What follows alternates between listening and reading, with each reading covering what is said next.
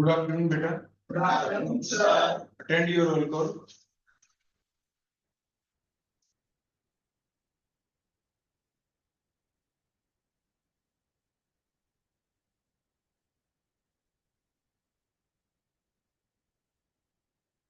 Tanisha, 02 present, sir.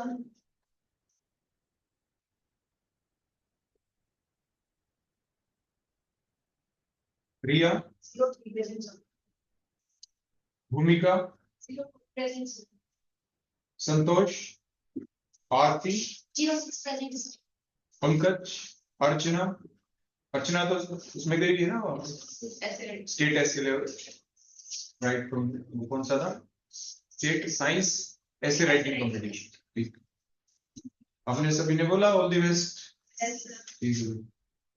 Shyam Pareek, Sneha, दीपक, बेटा 12 present, sir. Sneha, Yes, दीपक, अनुदया, 18 present. रक्षिता, मुस्कान, 21 present. Rashi, Sanjana, Renuka, Kritika, Prachi Saini, Priya, Sakshi, Yes, sir. Priya, Moni, Vijay, sorry Vinay, Palak, Ashita, Ritesh, Janvi, Present, sir. 4, sir. Jatin, Twinkle, Niti, Yogita, Sapna, Mahak, Dipesh, 48 Vishal, Disha, Komal, Sagar, 53 Kajal, Nidhi, Present. Nidhi, roll number 56। बेटा ध्यानपूर्वक इधर होना चाहिए। क्रिश, मनीषा, पारुल, अमन, अलीशा, दिशा, तमन्ना, अंजू, मोहसिन। कितना था बेटा आपका? 65। एक मोहसिन, अदिति, सुहाग, हेमलता, राधिका, निधि, Present, sir. 17. प्रीति, विजय, 72 present अमन, जतिंदया, परवेश, कोमल। कितना बेटा? 76. 76 कोमल। ठीक है, हो गई सभी की अटेंडेंस?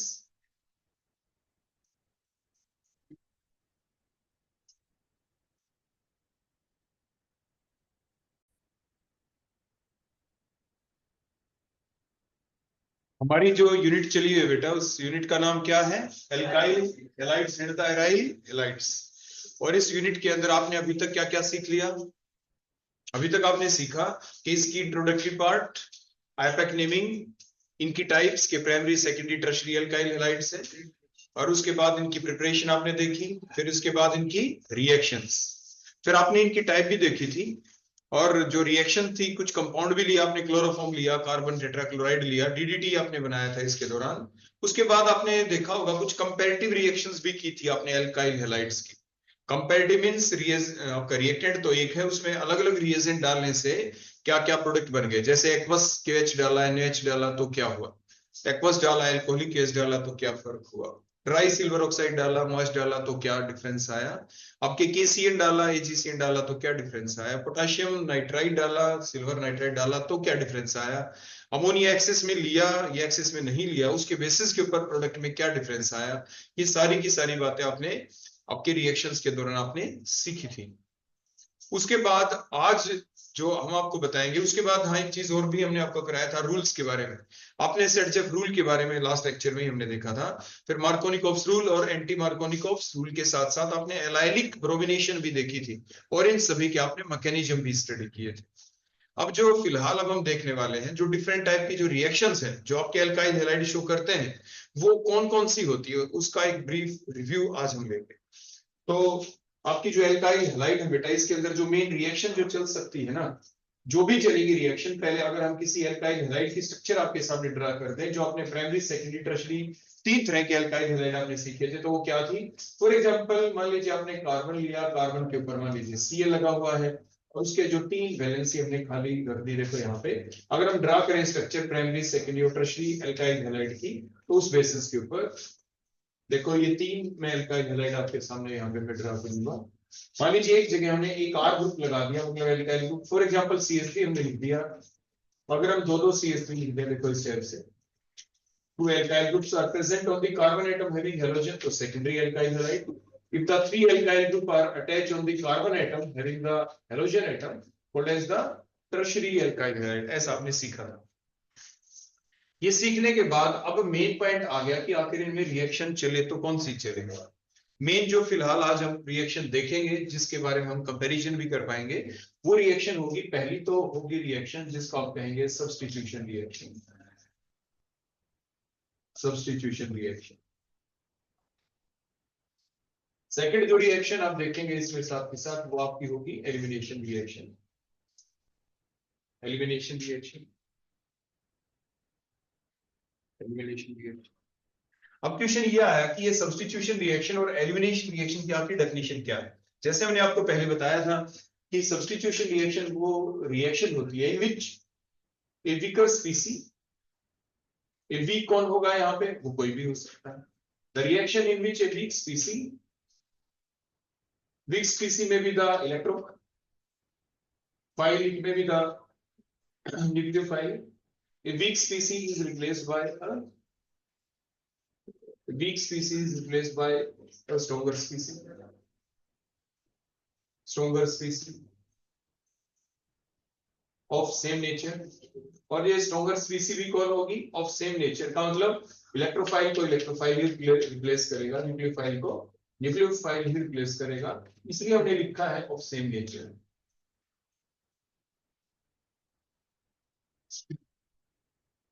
बातें नहीं करनी बेटा।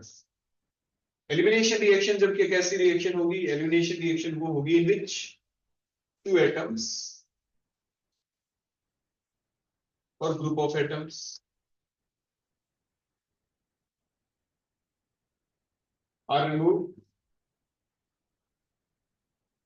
either from the same carbon atom or adjacent carbon atom।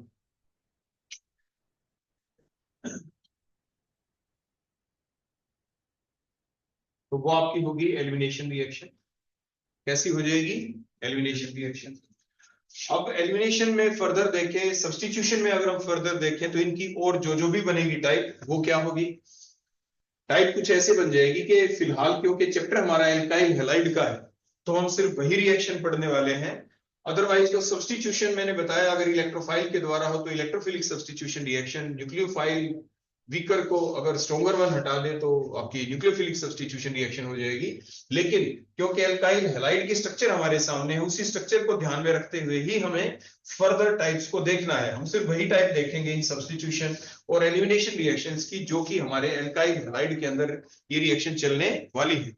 तो अब आप देखें बड़े ध्यान से, जो आपके एल्काइल हैलाइड, इसमें कार्बन के ऊपर देखो स्लाइट पॉजिटिव चार्ज है, हेलोजन के ऊपर बोलो क्या स्लाइट नेगेटिव चार्ज है। तो जो भी आप बाहर से रिएजेंट डालेंगे, रिएजेंट में तो देखो दोनों पार्ट होंगे ही, पॉजिटिव भी और नेगेटिव पार्ट भी। अब जो अटैक करेगा देखो यहाँ पे इस चीज के ऊपर जो अटैक करेगा, क्योंकि पॉजिटिव है तो पॉजिटिव के ऊपर नेगेटिव अटैक करेगा, तो बोलो कौन अटैक करेगा? न्यूक्लियोफाइल। तो न्यूक्लियोफिलिक रिएक्शन चल जाएगी। कौन सी चल जाएगी यहाँ पे? Nucleophilic reaction. ठीक हो गया। तो न्यूक्लियोफिलिक क्योंकि सिंगल बॉन्ड है दिख रहा है आपको यहाँ पे, तो वो तो अंडरस्टूड है कि आपकी सब्स्टिट्यूशन की चलेगी। बोलो कैसी चलेगी? सब्स्टिट्यूशन रिएक्शन की चलेगी। लेकिन कौन से वाली सब्स्टिट्यूशन? Nucleophilic substitution. तो हम न्यूक्लियोफिलिक सब्स्टिट्यूशन रिएक्शंस के बारे में देख लेंगे। अब क्वेश्चन ये उठा के जो न्यूक्लियोफिलिक सब्स्टिट्यूशन रिएक्शंस हैं आखिर वो कौन कौन सी टाइप उसकी हो सकती है। तो न्यूक्लियोफिलिक सब्स्टिट्यूशन रिएक्शंस की अगर हम फर्दर टाइप देखें कि अगर हम टाइप्स की बात करेंगे टाइप्स की तो कौन कौन सी है। वो रिएक्शन आपकी SN1 हो सकती है, वो रिएक्शन आपकी SN2 हो सकती है, वो रिएक्शन आपके सिलेबस के अनुसार वो आपकी SNI हो सकती है, आपके सिलेबस के अनुसार वो आपकी रिएक्शन SN1 डैश हो सकती है, वो रिएक्शन आपकी SN2 डैश हो सकती है। तो यानी these are the different type of nucleophilic substitution reactions. हमने ये टाइप सिर्फ और सिर्फ किसकी लिखी है, types of nucleophilic substitution reactions. आपके सिलेबस के अंदर ये तीन नाम लिख रखे हैं, SN1, SN2 and the SNI। ऐसा नाम आपके सिलेबस के अंदर आप देखेंगे लिखा हुआ आपको मिलेगा कि SN1 क्या होती है, SN2 क्या है, SNI क्या है। हमने पहले आपको डिफरेंस भी बताए थे, SN1 और SN2 के बीच में डिफरेंस बता चुके हैं हम आपको। फिर साथ में ये था कि वो कौन कौन से फैक्टर्स हैं which will affect these reactions, in reactions को अफेक्ट करने वाले फिर फैक्टर कौन होंगे, तो वो चीज हम आपको दोबारा से अभी रिवाइज करवा देंगे। उसके बाद नेक्स्ट आ जाता है एलिमिनेशन रिएक्शन। तो क्या आपके अल्काइल हैलाइड एलिमिनेशन रिएक्शन को शो कर सकते हैं। तो आपने देखा होगा जब हम प्रिपरेशन कर रहे थे, रिएक्शन पढ़ रहे थे, उसके दौरान भी हमने आपको ऐसा कहा था क्या अल्काइल हैलाइड सिंपल अपनी यही बेसिक रिएक्शन दिखाएंगे, न्यूक्लियोफिलिक सब्स्टिट्यूशन रिएक्शन, या उसके अलावा वो कोई दूसरी रिएक्शन भी शो कर सकते हैं। वो दूसरी रिएक्शन शो करते हैं तो वो है कौन सी, एलिमिनेशन रिएक्शन। अब ये जो एलिमिनेशन रिएक्शन है, अब ये कितने टाइप की हो सकती है। एलिमिनेशन रिएक्शन जैसे मैंने आपको बताया, जैसे नाम से पता चलता है कि टू एटम और the group of atom are removed either from the same carbon atom. अगर सेम से हो जाए तो उसी बेसिस के ऊपर अगर हम टाइप की बात करें, फिर डायग्राम भी बनाएंगे हम, तो इसकी दो टाइप बन जाती है। पहली टाइप जो इसकी बनती है उसे आप कहते हैं अल्फा एलिमिनेशन रिएक्शन। क्या कहते हैं आप उसे, that is the alpha elimination reaction. और जो सेकंड इसकी टाइप बनेगी आप उसे कहेंगे बीटा एलिमिनेशन रिएक्शन। बोलो आप उसे क्या कहेंगे, beta elimination reaction, beta elimination reaction. ठीक हो गया। If the two atom are lost और the removed from the same carbon atom तो अल्फा एलिमिनेशन रिएक्शन होगी। इफ द टू एटम और the group of atom are removed from the adjacent carbon atom, के carbon से एक atom loss हो जाए, दूसरे कार्बन से कोई दूसरा एटम लॉस हो जाए, एडजेसेंट हो वो, तो उस वक्त वो बन जाती है आपकी, बोलो क्या, बीटा एलिमिनेशन रिएक्शन। ठीक हो गया। अब सिर्फ अभी हम आपको बता रहे हैं फिलहाल नाम, सिर्फ नेम बता रहे हैं, उसके बाद वन बाय वन करके हम इसको डिस्कस करेंगे। उसके बाद नेक्स्ट आ जाता है कि अल्फा और बीटा के बाद अगर हम देखें कि beta elimination reaction further different type की हो सकती है जो आपके सिलेबस के अंदर मेंशन है। तो वो जो सिलेबस के अंदर मेंशन है तो बीटा आखिर कौन कौन सी टाइप की हो जाएंगी। बीटा रिएक्शन में भी द E2 रिएक्शन, बीटा में भी द E1 रिएक्शन, बीटा में भी the E1 CB reaction, E1 CB reaction. So a beta elimination reaction further of these different types, that is the E1 reaction, E2 reaction and the E1 CB reaction। या E2 CB बनेगा या E1 CB बनेगा। अभी जैसे हम diagram बनाए तो आप हमें बता देंगे। ठीक हो गया बेटा। तो अब हम वन बाय वन देखेंगे रिएक्शंस को, क्योंकि इनके बारे में डिटेल में हम पहले पढ़ चुके थे सब्स्टिट्यूशन रिएक्शंस के बारे में। अब हम एलिमिनेशन रिएक्शन को वन बाय वन लेते हैं। आपको ध्यान होगा जब आप +2 में थे तो आपकी एक रिएक्शन थी, नेम रिएक्शन थी जो आपने पढ़ी थी, उसका मैकेनिज्म भी था आपके सिलेबस के अंदर। वो जो रिएक्शन थी उस रिएक्शन का नाम था रिमल्टिवन रिएक्शन। क्या नाम था उसका, उस रिमल्टिवन रिएक्शन के दौरान आपने देखा था जो रिएजेंट आप यूज करते थे, रिएक्टेंट तो होता था आपका फिनोल, पर जो रिएजेंट आप यूज करते थे, क्योंकि दो ऑप्शन थी वहां पे रिमल्टिवन रिएक्शन चलाने की। तो एक रिएक्शन ऐसी थी जिसमें आपने क्या किया, आपने लिया देखो क्लोरोफॉर्म। देखो मैं आपके सामने स्ट्रक्चर ड्रा कर रहा हूं। ये फार्मूला बोलो क्या था, CH, देखो C के ब्रेक H और 3 बोलो क्या, Cl। तो ये CHCl3s, ठीक है। और बेसिक मीडियम हमने कर दिया, लाइक NaOH डाल दें, KOH आप डाल दें, तो उसी टाइप से हमने इसमें डाल दिया देखो ये KOH। KOH अगर आपने डाल दिया K पॉजिटिव OH नेगेटिव, तो OH जो नेगेटिव है ये अपने इलेक्ट्रॉन किसको देगा, यहाँ पे H को देगा। किसको दिए, H को इलेक्ट्रॉन दिए। तो H को इलेक्ट्रॉन मिल गए तो H एक बॉन्ड के अंदर 2 इलेक्ट्रॉन थे, H ने अपना इलेक्ट्रॉन छोड़ दिया, दोनों इलेक्ट्रॉन कार्बन के पास आ गए। ऐसा होने से कार्बन के ऊपर नेगेटिव चार्ज आ जाएगा और वो अपने आप को न्यूट्रलाइज कराना चाहेगा। इसीलिए उस चीज को न्यूट्रलाइज कौन करेगा? जो एक्सेस ऑफ नेगेटिव चार्ज इस कार्बन के ऊपर अब आ जाएगा इस H पॉजिटिव के निकलने की वजह से, Cl अपना इलेक्ट्रॉन भी ले लेगा और कार्बन के, ताकि उसके ऊपर नेगेटिव चार्ज ना आए, ये Cl नेगेटिव निकल जाएगा इस टाइप से। तो आपने क्या देखा, ओवरऑल के एक कार्बन है और कार्बन के ऊपर सिर्फ 2 Cl देखो लगे हुए यहाँ पे बच गए, और 2 इलेक्ट्रॉन देखो इकट्ठे हैं, 1 और 1 2 हो गए ना, 2 इलेक्ट्रॉन ये बचे हुए हैं। तो एक स्पीसी बन गई, कहते हैं इसे आप कार्बीन है। बोलो क्या कहते हैं आप इसे? कार्बीन बन गए। बोलो कौन बन गए? कार्बीन। इस रिएक्शन के दौरान आपने क्या सीखा? 2 Cl है तो डाइक्लोरोकार्बन आप इसे कह देंगे। Here the 2 atoms, one is the H atom and other one is the बोलो कौन? Cl. These 2 atoms are lost simultaneously from the same carbon atom. इसी कार्बन के ऊपर से H लॉस हुआ, इसी कार्बन के ऊपर से क्या लॉस हुआ आपका? Cl. इसीलिए ये हो गई आपकी अल्फा एलिमिनेशन रिएक्शन, क्योंकि पहले वो कार्बन जिसपे ग्रुप अटैच है हेलोजन, उसे अल्फा कार्बन कहते हैं, या नंबरिंग करें आप नेमिंग के अनुसार तो इसे 1 कहते हैं। तो इसीलिए आप अल्फा एलिमिनेशन रिएक्शन कहते हैं या 1 एलिमिनेशन रिएक्शन कहते हैं।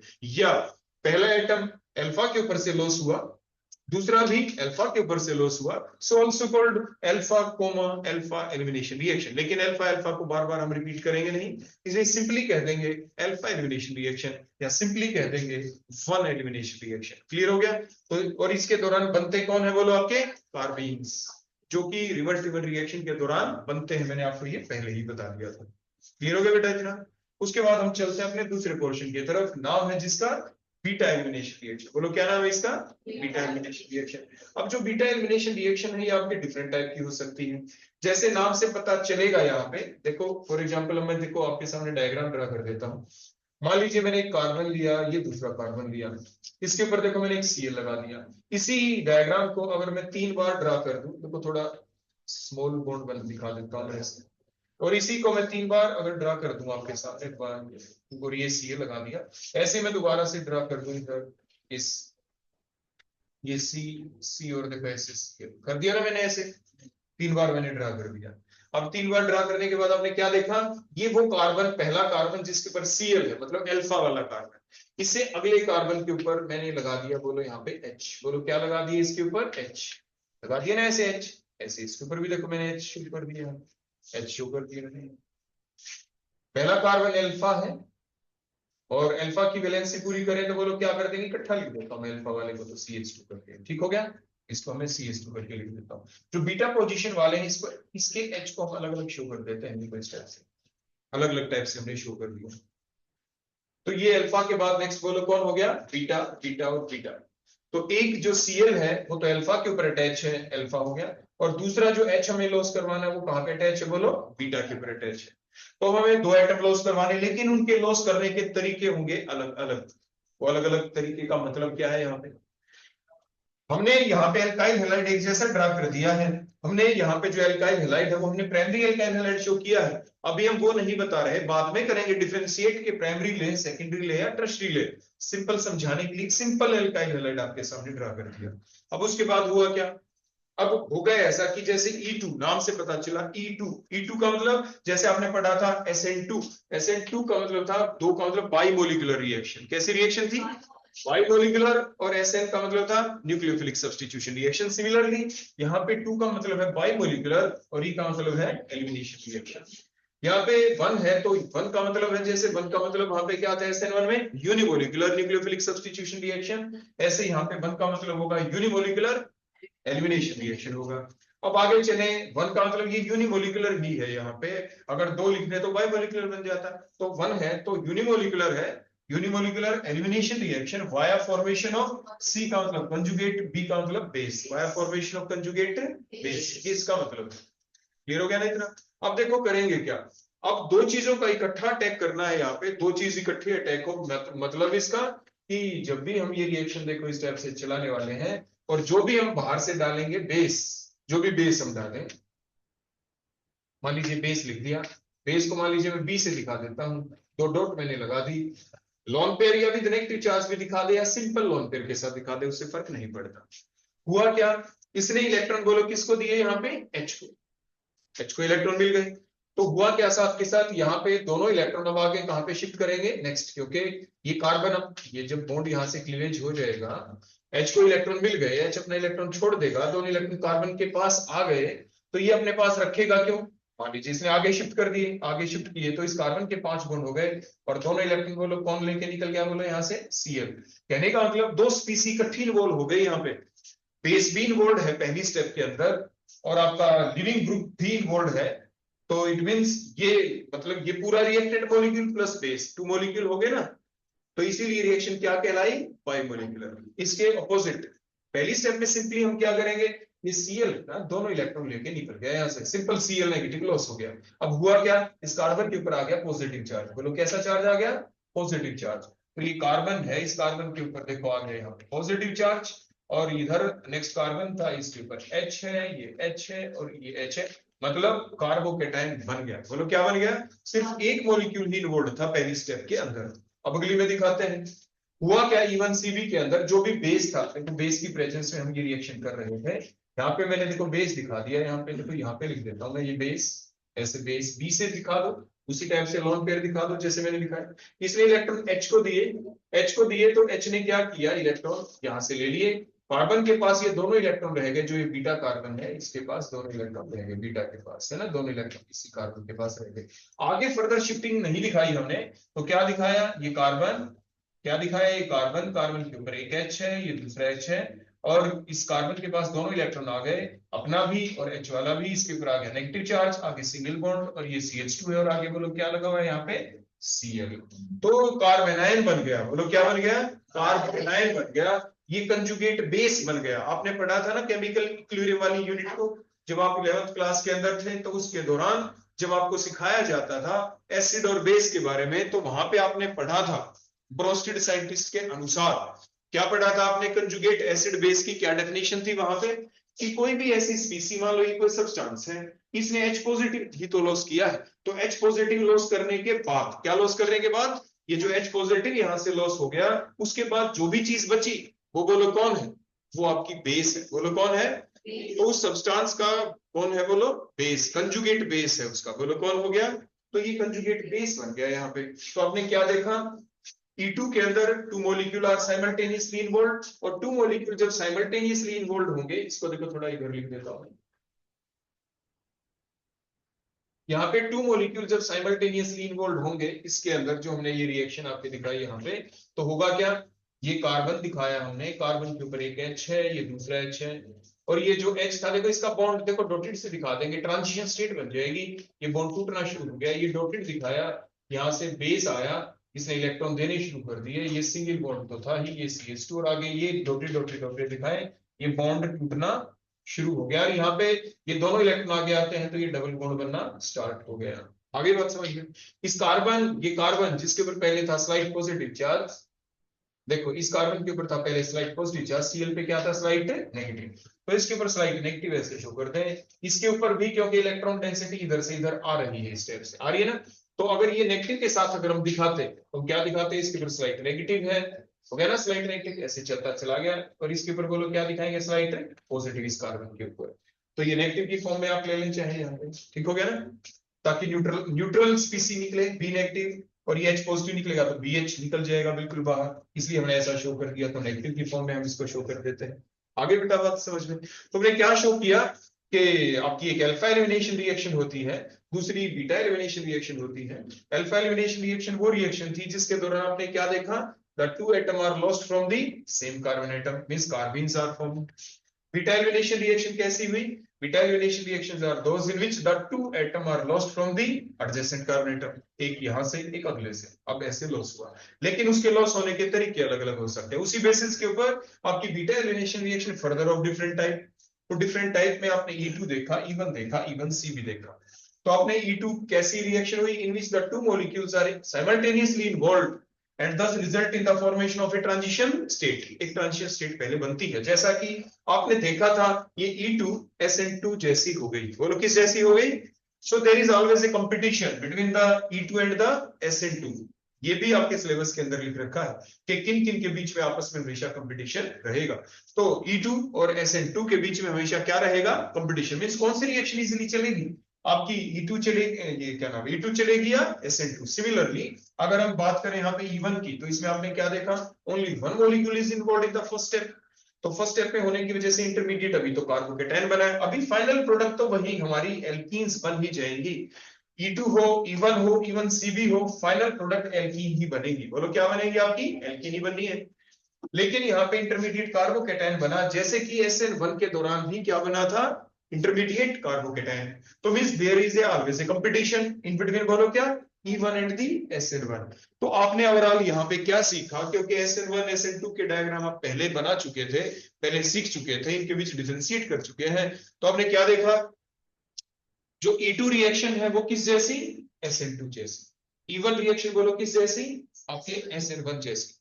और ये इसकी एक्सटेंडेड फॉर्म है, ये बिल्कुल इसी जैसी है। E2 और E1 CB एक ही जैसी है, क्योंकि दोनों में 2 मोल्स इन्वॉल्व आपके। एक मिनट रुकना, ये जो आपकी जो रिएक्शन है जिसके अंदर आपके कंजुगेट जो बेस बना है, ये E1 है। बोलो कौन है? E1। लेकिन दोनों में स्ट्रक्चर अलग अलग बनी, इसमें कार्बोकेटायन बना और इसमें क्या बना? बोलो कार्ब एनायन बना। दैट्स द डिफरेंस है। मतलब जो क्वेश्चन कैसा आएगा उसकी सेंस क्या होगी वैसे आपको जवाब देना है। डायरेक्ट तो आपको यहाँ पे दिख ही रहा है। क्लियर हो गया बेटा यहाँ तक? अब एक चीज बताना आपको बड़े ध्यान से, कि जैसे अभी कहा गया कि E1 और SN1 में हमें कंपैरिजन करना है, तो कैसे करें कंपैरिजन? कंपैरिजन कुछ ऐसा किया जाएगा कि जो अगली स्टेप होगी, अगली स्टेप के अंदर हमें देखो ये जो H है, ये H एक निकालना होगा ना यहाँ से, ये दोनों इलेक्ट्रॉन हमें देखो यहाँ पे शिफ्ट करने होंगे ना, तभी तो यहाँ पे क्या बनेगा? Double bond. और इस H को इलेक्ट्रॉन कौन देगा? बाहर से कोई ना कोई बेस। बोलो कौन देगा? बेस। अब क्वेश्चन ये आया, बेस एक नेगेटिवली चार्ज स्पीसी होगी, वो जो नेगेटिवली चार्ज स्पीसी है वो इसी के ऊपर अटैक क्यों करे? वो अटैक तो इस कार्बन के ऊपर भी कर दे जिसके ऊपर पॉजिटिव चार्ज है। तो अब इसीलिए तो है कंपटीशन, कि जो चीज निकली थी यहाँ से Cl निकला और निकलने के बाद उसी कार्बन के ऊपर आ गया पॉजिटिव चार्ज, तो इसी के ऊपर भी तो नेगेटिव चार्ज स्पीसी अटैक कर सकती है। अगर इसी कार्बन के ऊपर हो जाएगा अटैक, तो हो जाएगी substitution reaction, SN1 reaction. Otherwise अगर इस H को इलेक्ट्रॉन दे दे और फिर आपकी H पॉजिटिव लॉस हो जाए, डबल बॉन्ड बन जाए, एल्कीन्स बन जाए, तो आपकी एलिमिनेशन रिएक्शन हो जाएगी। कैसी हो जाएगी? तभी तो हम कह रहे हैं देयर इज ए कंपटीशन। तो वो किसके ऊपर डिपेंड होगा? वो डिपेंड होगा इस रिएक्टेंट के ऊपर कि रिएक्टेंट था कौन, प्लस और किस पे डिपेंड होगा? उस नेगेटिव चार्ज स्पीसी पे जो करेगा इलेक्ट्रॉन को डोनेट। तो इलेक्ट्रॉन को कहां डोनेट करे? तो हमने आपको बताया था ना, क्या बताया था हमने आपको ये बताया था कि आपकी जो नेगेटिवली चार्ज स्पीसी है वो आपका बेस का काम भी कर सकती है और न्यूक्लियोफाइल का। अगर H को इलेक्ट्रॉन दे तो वो आपका कौन होगा? बोलो बेस। अगर वो इलेक्ट्रॉन किसको दे, किसके ऊपर अटैक करे? कार्बन को, तो न्यूक्लियोफाइल। फिर हमने बताया था कि अगर वो स्मॉल साइज स्पीसी है, negatively charge स्पीसी size is very small, छोटे साइज की है, तो न्यूक्लियोफाइल का काम करेगी। अगर वो बड़े साइज की बल्कियर है, तो बल्कियर है तो स्टेरिक हिंड्रेंस फैक्टर की वजह से वो कहां पे अटैक करेगी? H के ऊपर। कहां पे अटैक करेगी? H के ऊपर। तो कौन सी रिएक्शन हो जाएगी फिर? एलिमिनेशन। ऐसे ही आपके जो एल्काइल हैलाइड है, हम चाहते हैं कार्बन के ऊपर अटैक ना हो, कार्बन के ऊपर अटैक ना हो, तो क्या करें?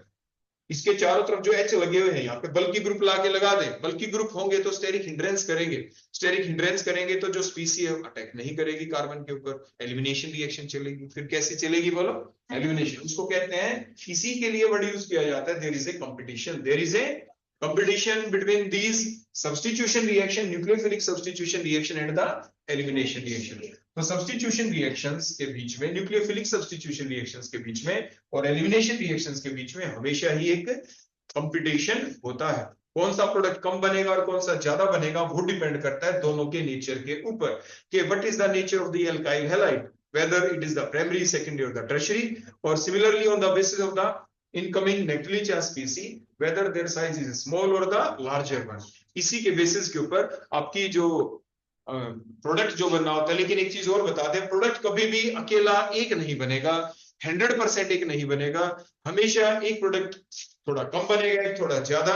इन्हीं बातों को ध्यान में रखते हैं जो मैंने अभी बताया। मान लीजिए हमने रिएक्टेंट ऐसा ले लिया, मान लीजिए हमने रिएजेंट ऐसा ले लिया जो एलिमिनेशन रिएक्शन को ज्यादा प्रेफर कर रहा है, तो इट मींस एलिमिनेशन रिएक्शन वाला, एल्कीन वाला जो प्रोडक्ट है वो लार्ज अमाउंट के अंदर बन जाएगा, उसकी यील्ड ज्यादा होगी, उसकी परसेंटेज ज्यादा होगी।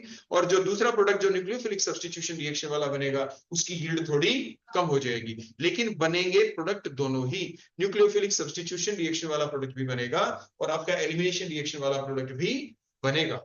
और इनके बीच रहेगी हमेशा कंपटीशन कि कौन से की यील्ड ज्यादा आए, आपकी एल्कीन की यील्ड ज्यादा है या सब्स्टिट्यूटेड प्रोडक्ट बनेगा उसकी यील्ड ज्यादा है। तो ये चीज हमें ध्यान रखनी होती है, अक्सर एग्जाम में ऐसे ही क्वेश्चन आपसे पूछा जाता है। अब यहां तक बेटा आप में से किसी बच्चे को कोई डाउट तो आप मेरे से पूछ सकते हैं। है किसी बच्चे को कोई डाउट यहां तक? ठीक है, तो अब हम आपसे पूछेंगे कुछ क्वेश्चंस। आपको डाउट नहीं है ना? तो अब हम कुछ कुछ क्वेश्चन पूछेंगे आपसे, और जो जो बातें अब हम आपसे पूछें आप उनका बिल्कुल सही सही जवाब दे देंगे। ठीक हो गया बेटा? जो मैंने बातें अभी आपको बता दी वो भी और दूसरी भी। आप मेरे को ये बताएं जो भी आपने सीखा इसके अंदर से, कि हम ये चाहते हैं कि क्या नाम है, वन वन एलिमिनेशन रिएक्शन चले। कौन सी रिएक्शन चले? मतलब अल्फा एलिमिनेशन रिएक्शन चले। तो वो कब अच्छे से चलेगी? कंडीशन नंबर पहली, ऑप्शन दे रहा हूं मैं आपको। मान लीजिए बीटा हाइड्रोजन एटम ना हो तो क्या चांसेस हैं कि वही चले? देखो अभी अभी आपने सीखा था कि एलिमिनेशन रिएक्शन चलने के लिए आपका जो ये रिएक्टेंट था, इधर देखो जो आपने देखा, इस रिएक्टेंट के अंदर आपने क्या देखा कि इसके अंदर आपके दोनों तरह के आपके कार्बन होते हैं, एक अल्फा भी होता है दूसरा बीटा भी। तो मतलब अल्फा कार्बन के बाद अगर आप बीटा एलिमिनेशन रिएक्शन चलाना चाहते हैं तो बीटा कार्बन के ऊपर एक H का होना जरूरी है, वो तो होना ही चाहिए। अगर वो H है तभी तो आपकी बीटा एलिमिनेशन रिएक्शन चलेगी। अगर बीटा कार्बन ही नहीं है, अगर बीटा कार्बन है लेकिन उस पे H ही नहीं है, तो फिर क्या आपकी बीटा एलिमिनेशन रिएक्शन चल जाएगी? नहीं। फिर कौन सी रिएक्शन के चलने के चांस बढ़ जाते हैं? फिर अल्फा वाली रिएक्शन चल सकती है। तो अब मेरा जो क्वेश्चन था आपके सामने, जो मैंने आप लोगों से अभी पूछा, वो क्वेश्चन हमारा यही था कि बीटा एलिमिनेशन रिएक्शन की बजाय अल्फा एलिमिनेशन रिएक्शन हम चलाना चाहें, हम चाहें कि अल्फा ही चले, तो उस वक्त अगर आपके पास रिएक्टेंट हो तो कैसा हो ताकि अल्फा ही चले? तो रिएक्टेंट ऐसा हो जिसके अंदर कौन सा कार्बन ना हो, कौन सा हाइड्रोजन ना हो? हाँ, बीटा हाइड्रोजन ना हो। पहली चीज तो ये। दूसरी चीज हम ये चाहते हैं कि चाहे वो फिर अल्फा हो चाहे बीटा हो, कोई सी भी हो, तो इनके दौरान आपने ये देखा कि इसके दौरान की जो लॉस चीज हमें यहाँ पे करवानी है, इसके दौरान आपने क्या देखा कि देखो ये जो ग्रुप है ना यहाँ पे, देखो ये हम ये चाहते हैं कि ये जो H है ना, H ये अपने इलेक्ट्रॉन छोड़ दे। देखो बाहर से हम बेस डालेंगे, बेस डालने के बाद ये जो कार्बन के पास ही दोनों इलेक्ट्रॉन आ जाएं, जैसे यहां देखिए इसमें कंजुगेट बेस वाले में देखो कि दोनों इलेक्ट्रॉन ये कार्बन के पास चले जाएं, कार्बन ले ही ले इनको, कार्बन आयन बन जाए। कार्बन आयन के बारे में आपने सीखा था कि कार्बन आयन प्राइमरी भी हो सकता है, सेकेंडरी भी हो सकता है, टर्शियरी भी हो सकता है। हमने स्टेबिलिटी ऑर्डर भी सीखा था कि out of these primary, secondary और tertiary carbon ion which one is more stable. तो नेगेटिव चार्ज जब आ गया, ये रिएक्शन इंटरमीडिएट ही तो है, ये कोई स्टेबल स्पीसी तो है नहीं। तो ये जो नेगेटिवली चार्ज स्पीसी जिसे आप कार्बन आयन कह रहे हैं, ये स्टेबल होगा तो होगा कब? ये स्टेबल तब होगा जब इस नेगेटिव चार्ज का हम डिस्पर्सल कर दें। और नेगेटिव चार्ज का डिस्पर्सल करेंगे कौन? जब यहाँ पे जो ये H लगे हुए हैं, इन H की बजाय अगर यहाँ पे कोई माइनस आई इफेक्ट वाले ग्रुप लगा दें, जैसे हेलोजन लगा दो, क्लोरीन लगा दो, फ्लोरीन लगा दो, अगर वो यहाँ पे होंगे तो होगा क्या? क्या होगा? इस नेगेटिव चार्ज का डिस्पर्सल बढ़ जाएगा, ये कार्बन आयन स्टेबल हो जाएगा, मतलब ये रिएक्शन जल्दी से कार्बन आयन की तरफ चलेगी, ये कार्बन आयन जल्दी बनेगा, ये कार्बन आयन बोलो क्या होगा? जल्दी बन जाएगा। मतलब कैसे ग्रुप लगाएं कि ये जो एलिमिनेशन रिएक्शन है थोड़ी जल्दी आपकी चल जाए? बोलो कब चल जाए? ऐसे ही आपने देखा था इसके अंदर दो दो Cl लगे हुए हैं, दो दो Cl लगने का मतलब ये जल्दी से विड्रॉ करना चाहते हैं। तो मीन्स ये OH इस H को इलेक्ट्रॉन तो देना चाहता है, लेकिन H कब छोड़े? जब कोई इधर से इलेक्ट्रॉन अपनी तरफ छीन ले, अट्रैक्ट कर ले। तो पहले से ही Cl लगे हुए हैं, माइनस आई इफेक्ट वाले ग्रुप हैं, इलेक्ट्रॉन को अपनी तरफ विड्रॉ कर रहे हैं, विड्रॉ कर रहे थे, वो फोर्स चली, प्लस में बाहर से हमने बेस भी डाल दिया, रिएक्शन और इजिली हो गई। तो कहने का मतलब बेटा क्या था, जो मैंने क्वेश्चन अभी आप लोगों से पूछा, वो क्वेश्चन ये था कि जो अल्फा एलिमिनेशन रिएक्शन जो यहाँ पे चल रही है, कब ये इजीली आराम से चलेगी? तो उसके लिए कंडीशन क्या है? तो कंडीशन क्या देखी आपने, अगर इलेक्ट्रॉन विड्रॉइंग ग्रुप लगे हुए हो तो क्या होगा? वो कार्बन जिसके ऊपर अब नेगेटिव चार्ज आने वाला है, अगर उसके ऊपर हम लगा दे, बोलो क्या? इलेक्ट्रॉन विड्रॉइंग ग्रुप, तो रिएक्शन इजीली हो जाएगी, एलिमिनेशन रिएक्शन। दूसरा मैंने क्या बताया कि जो इलेक्ट्रॉन देने वाली स्पीसी है ये स्ट्रॉन्गर बेस हो, न्यूक्लियोफाइल ना हो। ये क्या हो बोलो? स्ट्रॉन्गर बेस होना चाहिए। अगर वो स्ट्रॉन्गर न्यूक्लियोफाइल हो गया तो एलिमिनेशन थोड़ी ना चलेगी, फिर तो सब्स्टिट्यूशन रिएक्शन चल जाएगी। तो दूसरी कंडीशन क्या लगी? जो नेगेटिवली चार्ज स्पीसी है वो आपकी स्ट्रॉन्गर बेस होनी चाहिए। और तीसरी स्पीसी अभी जो आपने देखा था कि बीटा हाइड्रोजन एटम ना हो तो अल्फा चल जाएगी, अगर बीटा है तो बीटा एलिमिनेशन चल जाएगी। तो ये कंडीशन हो गई दोनों के बारे में जो आपने देखा। फिर आप कोई ऐसी रिएक्शन का नाम बताएं जो मैंने अभी आपको बता भी दिया था, कोई नेम रिएक्शन जिसके दौरान आपकी अल्फा एलिमिनेशन रिएक्शन के द्वारा ही शुरू में कोई रिएक्शन इंटरमीडिएट बन जाता हो। बोलो। हाँ, वो आपकी रिवर्टिबल रिएक्शन हो गई। ठीक हो गया बेटा। उसके बाद ये बताओ, जैसे मैंने आपको बताया था कि बीटा जो एलिमिनेशन रिएक्शन है, क्या इसका कोई दूसरा नाम भी है? क्या नाम है दूसरा?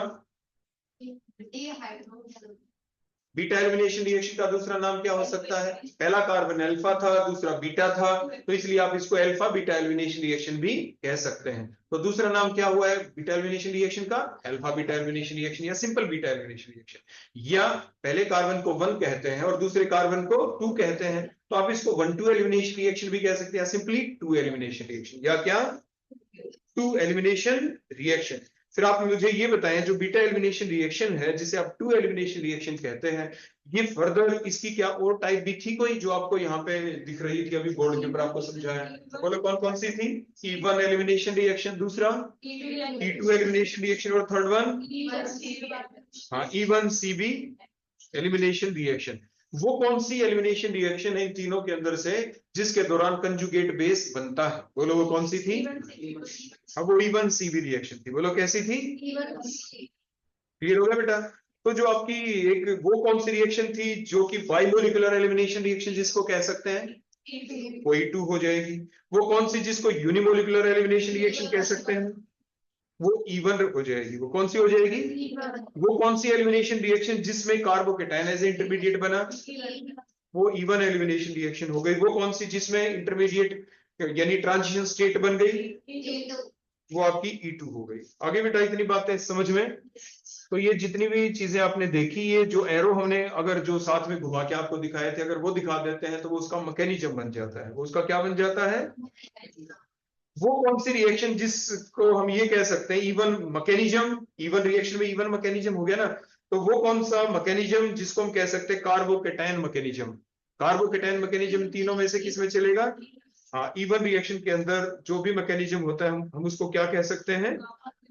कार्बोकेटाइन मैकेनिज्म हम उसको कह सकते हैं। ठीक हो गया बेटा? आगे बात समझ में? अच्छा, एक चीज और अब हम आपसे पूछेंगे, हम आपसे ये पूछना चाहेंगे कि अगर मैं आपके सामने एक डायग्राम अब ड्रा कर दूं और फिर आपसे ये पूछूं कि बताओ इसमें जो E1 रिएक्शन बड़ी आराम से चलेगी या नहीं चलेगी, तो एक सिंपल सा डायग्राम हम आपके सामने ड्रा करेंगे, तो आप हमें बताएंगे उसके बारे में। इस चीज को क्लियर कर दे बेटा, जितना भी अभी तक लिखा था, जो लिखा था इसको हम क्लियर कर देते हैं, फिर कुछ एग्जाम्पल ड्रा करेंगे आपके सामने।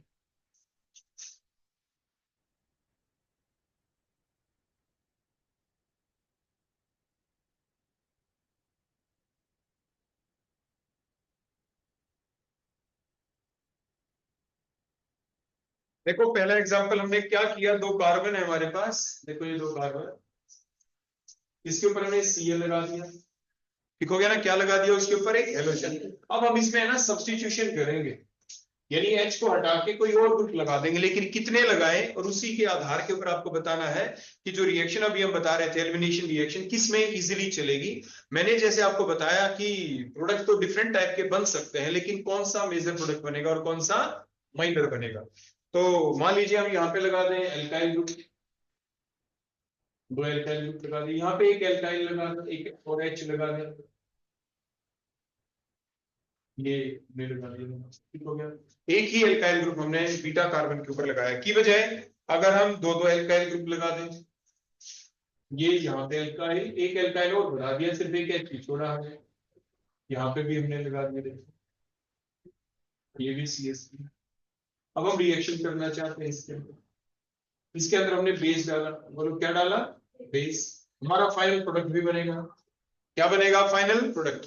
तो इसमें ये बताओ कि एक प्रोडक्ट बन सकता है या 2 बन सकते हैं? किसमें कौन सा प्रोडक्ट बनेगा मेजर प्रोडक्ट, किसमें क्या होगा, ये आपको बताना है। E1 मैकेनिज्म के थ्रू आपको बताना है। E1 अगर मैकेनिज्म है, अगर कौन सा मैकेनिज्म है? E1, तो आपको ये बताना है कि किसके अंदर प्रोडक्ट बनने के चांसेस ज्यादा है, मतलब एलिमिनेशन रिएक्शन चलने की रफ्तार किसमें ज्यादा होगी। तो अगर मान लीजिए मैं पहली स्टेप के अंदर Cl को यहाँ से लॉस करवा दूं, Cl नेगेटिव निकल गया, कार्बोकेटाइन मान लीजिए हम बना दें, यहाँ पे ये आपका H हो गया, ये H हो गया, ये CH3 है, यहाँ पे ये कार्बन है, कार्बन के ऊपर पॉजिटिव चार्ज आ गया, ये CH3 और ये भी CH3 देखो यहाँ पे दूसरे केस में अगर हम करें, यहाँ पे एक H है, 2 CH3 हमने लगा दिए यहाँ पे, इस कार्बन के ऊपर पॉजिटिव चार्ज, इसके ऊपर देखो CH3 है। अब बेस की प्रेजेंस में तो रिएक्शन चल ही रही है, बेस तो है ही, तो बेस क्या करेगा, यहाँ पे बेस डालेगा, तो वो कार्बन जिसके ऊपर पॉजिटिव चार्ज, उसके एडजेसेंट जो है पोजीशन, मान लीजिए नेगेटिव की फॉर्म में हम इसको शो कर देते हैं ऐसे, इसने इलेक्ट्रॉन इस H को दिए, इसने भी इस H को इलेक्ट्रॉन दिए, देखो यहाँ पे ये दोनों इलेक्ट्रॉन छोड़ दिए, दोनों यहाँ पे हमने शिफ्ट किए, और बोलो यहाँ पे क्या बन गई है, एक एल्कीन। जो भी बनी एल्कीन, आप देखें बड़े ध्यान से कि इस कार्बन के आगे ये डबल बॉन्ड आ गया, देखो ये यहाँ पे ठीक है, सच है, ये CH3 था यहाँ पे, इसके ऊपर दो CH3 है, देखो ऐसे इधर जो एल्कीन बनेगी, इसमें आपने क्या देखा, ये कार्बन, कार्बन के बीच में देखो डबल बॉन्ड तो आ ही जाएगा, और ये दो क्या लगे हैं, बोलो इसके ऊपर CH3 ग्रुप है, तो एल्कीन बनी। आप ये बताएं कौन सी एल्कीन ज्यादा स्टेबल होगी। आपने एक रूल भी पढ़ा था जिसका नाम क्या था, सेडजेफ रूल। कौन सा रूल पढ़ा था आपने, कि more the substituted alkene more will be the stability. आपकी इस एल्कीन की बजाय यहाँ पे देखो सब्स्टिट्यूशन हो गई, इस H की बजाय एक CH3 आ गया, हाइपर कंजुगेशन के बेसिस पे भी आप एक्सप्लेन कर सकते हैं। ये एल्कीन ज्यादा अमाउंट में बनेगी और ये कम। मान लीजिए दो अलग अलग रिएक्टेंट आपको दे दिए, दो अलग अलग जो रिएक्टेंट दिए, फिर पूछा गया कि इनमें जो एल्कीन बनेगी एज ए फाइनल प्रोडक्ट, उनमें से किसकी यील्ड ज्यादा होगी, कौन सी एल्कीन ज्यादा अमाउंट में बनेगी और कौन सी कम अमाउंट के अंदर बनेगी। अगर ऐसा आपसे पूछा जाए तो आप क्या बताएंगे, ये एल्कीन बनेगी मोर अमाउंट के अंदर और ये एल्कीन बनेगी लेस अमाउंट के अंदर, अकॉर्डिंग टू द कौन सा रूल, सेडजेफ रूल के बेसिस के ऊपर आप इस चीज को क्या कर देंगे, एक्सप्लेन। आगे बेटा बात समझ में। इसके बाद नेक्स्ट पॉइंट जो हम आपसे पूछने वाले हैं, तो ये तो बोलो कौन से रूल के बेसिस के ऊपर आपने एक्सप्लेन किया, on the basis of सेडजेफ rule, on the basis of सेडजेफ rule. एक चीज और बताएं, ये जो एलिमिनेशन रिएक्शन है, इवन रिएक्शन यहाँ पे जो चली, इसके दौरान देखो आपके कार्बोकेटायन बना, कंप्लीट आयनिक स्पीसी बनी, ये complete positive charge Cl negative जो यहां से निकलेगा, लिविंग जो न्यूक्लियोफाइल है, कंप्लीट आयनिक स्पीसी बनी, तो ये रिएक्शन फेवर कौन से मीडियम में होगी, मोर पोलर मीडियम या लेस पोलर मीडियम, ये मोर पोलर मीडियम के अंदर फेवरेबल होगी एज कंपेयर टू अदर जो दूसरी रिएक्शन जिसके अंदर की आपकी ट्रांजिशन स्टेट बनी थी, वो आपकी लेस पोलर मीडियम के अंदर चलनी होती है। कौन से मीडियम में, लाइक जैसे ये रिएक्शन आपकी कैसी थी, SN1, आपने देखा था SN1 रिएक्शन को भी फेवर कौन करता है, मोर पोलर मीडियम। इवन को भी कौन फेवर करेगा, कार्बोकेटायन बनने की वजह से मोर पोलर मीडियम। तो इस तरीके से आपको ये चीज ध्यान रखनी है। तो आपने क्या देखा, लेकिन यहाँ पे हमेशा ही कंपटीशन तो रहेगा ही। क्या कंपटीशन रहेगा, कि आपकी SN1 रिएक्शन चले या एलिमिनेशन रिएक्शन चले, वो दोनों के नेचर के ऊपर डिपेंड होगा कि रिएक्टेंट कौन है, और उसके साथ साथ रिएजेंट आखिर है कौन। वो बल्कि साइज का है तो बेस का काम करेगा, तो एलिमिनेशन रिएक्शन चल जाएगी, और अदरवाइज कौन सी चलेगी, आपकी सब्स्टिट्यूशन रिएक्शन। तो इन बातों का हमेशा हमें ध्यान रखना है। यहां तक कोई डाउट हो तो बेटा आप मेरे से पूछें।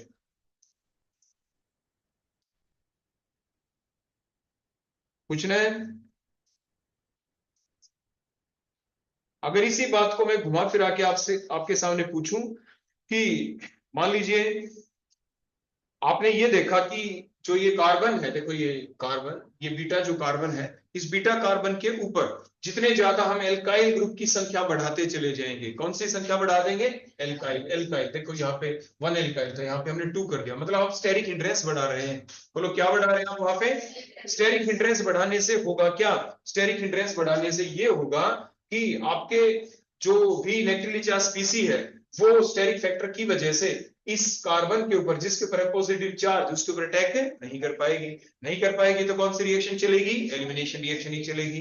तो इसीलिए एलिमिनेशन रिएक्शन हमेशा फेवर करती है। जैसे जैसे हम ब्रांचिंग बढ़ा दें, क्राउडिंग कर दें, उसके साथ साथ एक रीजन और भी तो है, वो क्या, कि अगर आप बड़े ध्यान से देखें, ये जो कार्बन है जिसके ऊपर पॉजिटिव चार्ज यहाँ पे आया है, इसकी जो हाइब्रिडाइजेशन है वो यहाँ पे sp2 होती है। बोलो क्या होती है, sp2। जब आपकी इसके बाद जब एलिमिनेशन रिएक्शन चल जाती है, तो भी जो ये कार्बन बना, इसकी हाइब्रिडाइजेशन अभी भी बोलो क्या है, sp2 है। बोलो क्या है, क्योंकि 1 2 3 सिग्मा बॉन्ड एक पाई बॉन्ड हो गया, तो sp2 ही है। तो sp2 में होता क्या है, sp2 में ये होता है कि जो भी ये 3 बॉन्ड है, 1 बॉन्ड, ये सेकंड बॉन्ड, ये थर्ड बॉन्ड, इनके बीच में क्योंकि प्लेनर स्ट्रक्चर होती है, ट्राइगोनल प्लेनर स्ट्रक्चर होती है, ये तो हमने state structure bond line notation से ड्रा कर दी, लेकिन अगर हम एक्चुअल बनाए कार्बोकेटाइन की स्ट्रक्चर, देखो ऐसे 1 बॉन्ड 2 बॉन्ड 3 बॉन्ड, ऐसे पॉजिटिव चार्ज, फिर मैं इन ग्रुप्स को लगाऊं यहाँ पे, तो इनके बीच में जो बॉन्ड एंगल होता है वो लोग कितने का होता है, 120 डिग्री।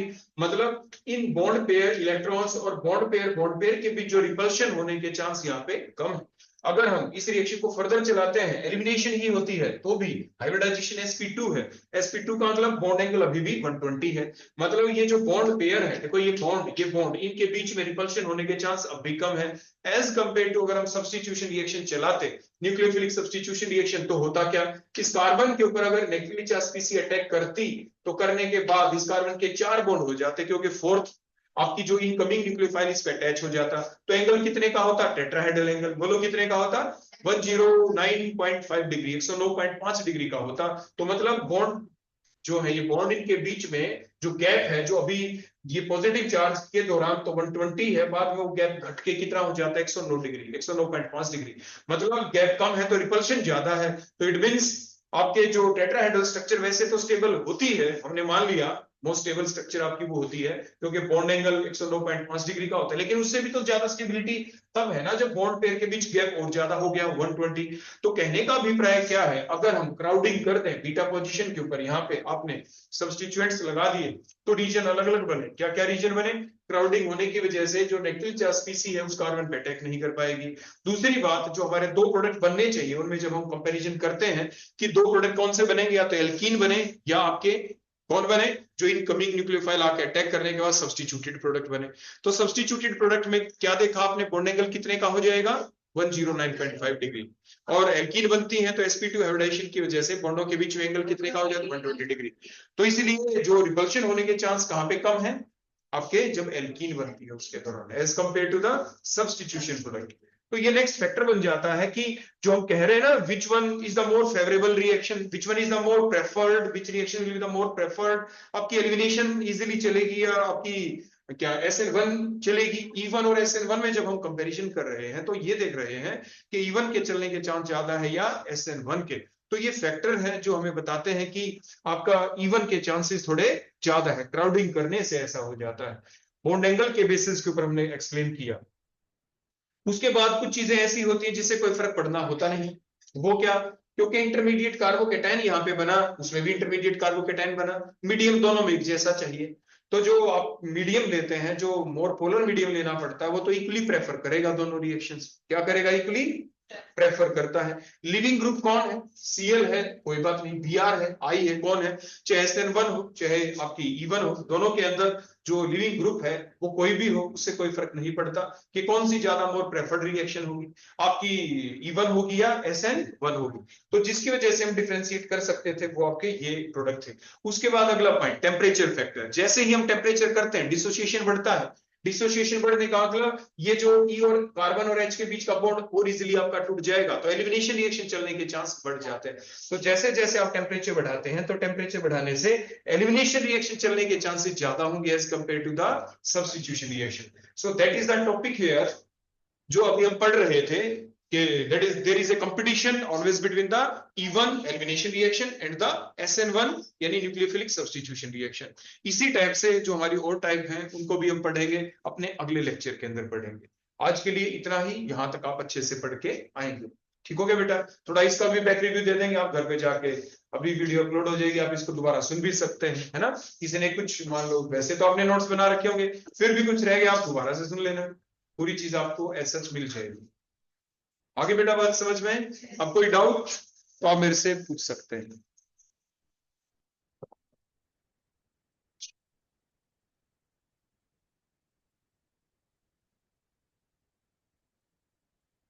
ठीक है बेटा, अब आप जा सकते हैं।